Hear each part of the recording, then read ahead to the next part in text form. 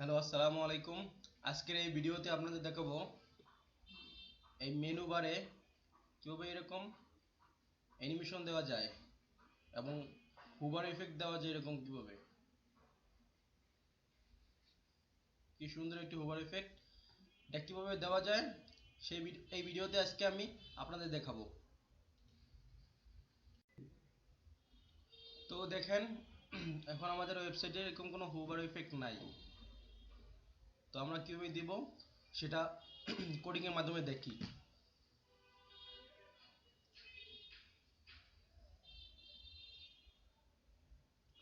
তো এই হচ্ছে আমাদের menu, menu LI, menu UL LI এ। তো আমরা যেহেতু এর ভিতরেই ইফেক্টটা দিব, সেই জন্য এটাকে কপি করে নেই এবং লিখব আফটার।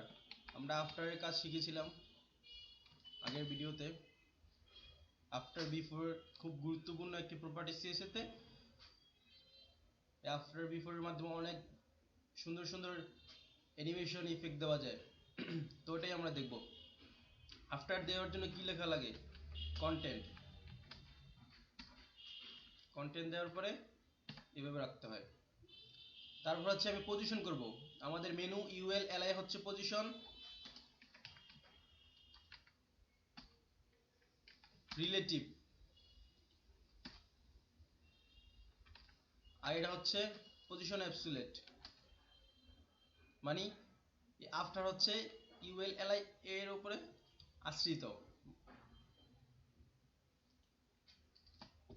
এখন আমি দিব একটা ব্যাকগ্রাউন্ড দিই। ব্যাকগ্রাউন্ডের কালার হচ্ছে,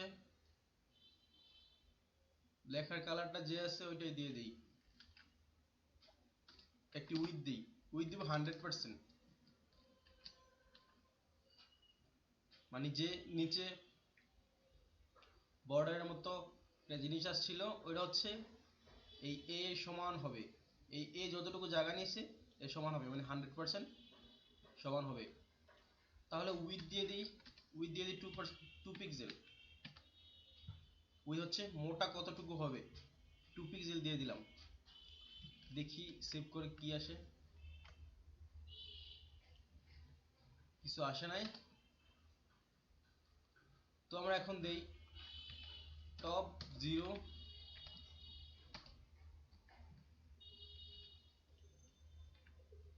তাও আসে নাই। রাইট 0 দিই।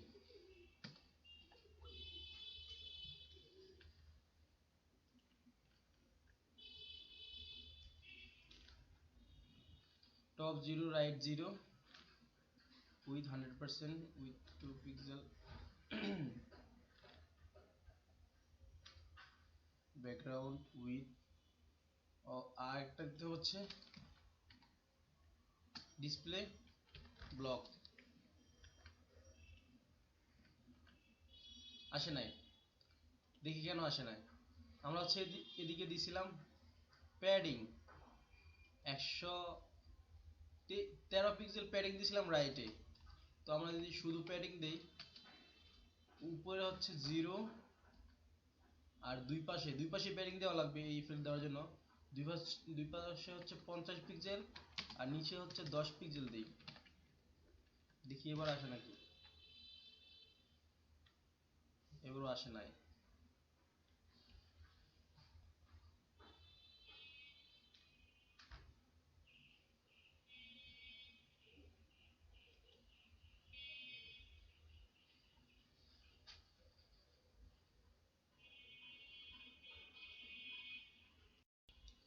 দেখেন ভুল হচ্ছে কোথায়। উইথ দিছিলাম 100%, আবার উইথ 2 পিক্সেল দিছি। এটা হচ্ছে হাইট 2 পিক্সেল। এখন দেখি এখন আশা করি কাজ করবে। এই যে এখন এসে পড়ছে। তো আমরা তো এটা উপরে রাখতে চাই না, এটা হচ্ছে নিচে রাখতে চাই। সেই জন্য কি দিব, বটম 0 আর নিচে 0 এবং রাইটে 0। এটা দিলেই নিচে চলে আসবে। তো এটা নিচে চলে আসছে। তো আমরা তো চাই না যে এটা এরকম থাকুক। মার্জিন নাই, সেজন্য হচ্ছে এটা একসাথে মিশে গেছে। যদি আমরা একটু মার্জিন দিই উপরে, তাহলে দেখবেন আলাদা সরে গেছে। উপর নিচে 0, দুই পাশে যদি 10 পিক্সেল মার্জিন দেই কিন্তু সরে গেছে আলাদা। কিন্তু আমাদের আলাদা সরার দরকার নেই, আমরা এই মার্জিনটা দিব না। আমরা এখানে একটি লিখব ট্রান্সফর্ম স্কেল। ট্রান্সফর্ম স্কেল যদি আমি 1 দেই তাহলে ওই যে আগে যেহেতু মার্জিন উঠিয়ে দিচ্ছি, আগে যেরকম আছে ওরকমই দেখা যাচ্ছে। যদি আমি এর ডেভেলপে একই থাকে, যদি আমি 0.8 দিই তাহলে দেখি কিরকম দেখা যায়। দেখো ছোট হয়ে গেছে। যদি 0.5 দেই তাহলে আরো ছোট হয়ে গেছে। তো আমি চাচ্ছি এটা হচ্ছে 0 থাকবে। নাই, স্বাভাবিকভাবে 0 থাকবে, কিন্তু যখন আমি হোভার করব একে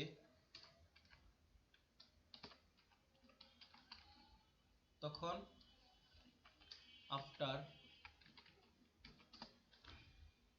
এই ট্রান্সফর্ম হচ্ছে স্কেল হবে 1। তাহলে দেখি কিরকম হয়।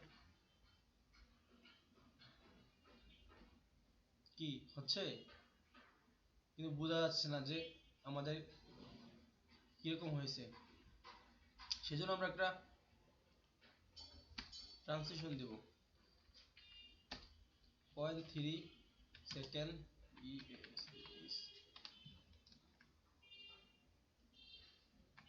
এবার দিই,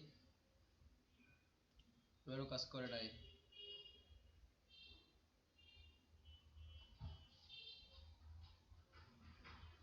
আচ্ছা এটা এই জায়গায় দেখি না,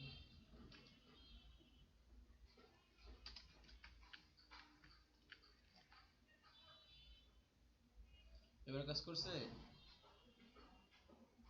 দেখুন কত সুন্দর না এফেক্টটা।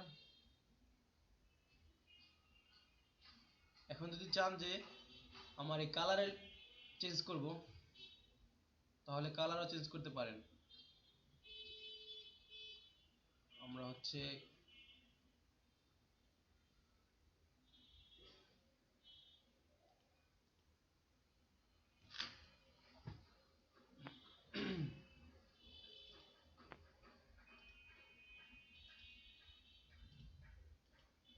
আমরা যদি এই কালারটা দেই ওভার কালার,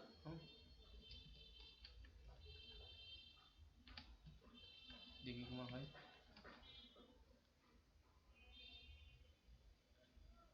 নো চেঞ্জ, এটা হচ্ছে শুধু আলাদা দেওয়া লাগবে।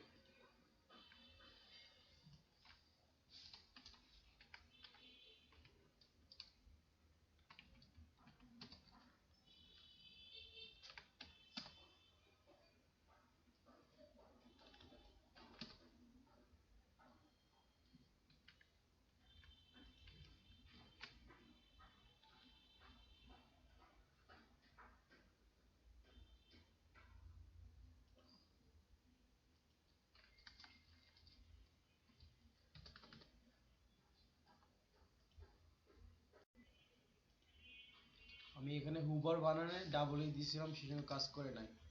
এখন যদি দেখি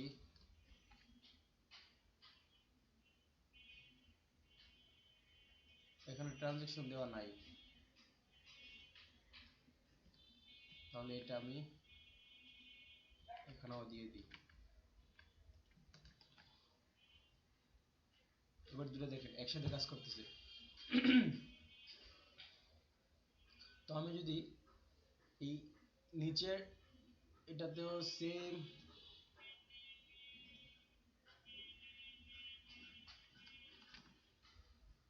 কালার দিয়ে দেই,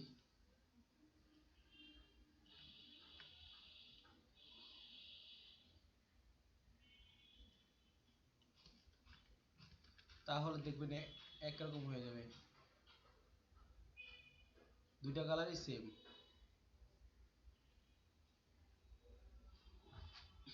লাস্টের যে ট্রাভেল মেনুটা আছে ওটা ঠিক মতো কাজ করতেছে না কেন? কারণ আমাদের এটার লেফট পাশে হচ্ছে আমরা প্যাডিং নান করে দিয়েছি। আমরা যদি এটা উঠায় দেই, যেমন এই যে ফার্স্ট চাইল্ড প্যাডিং নান করে দিয়েছিলাম, এটা যদি উঠায় দেই তাহলে দেখুন এটাও ঠিক মতো কাজ করতেছে।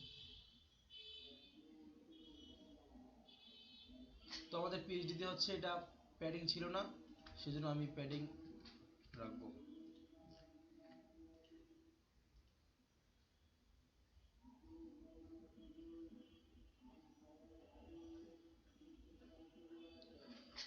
ধন্যবাদ সবাইকে ভিডিওটি দেখার জন্য।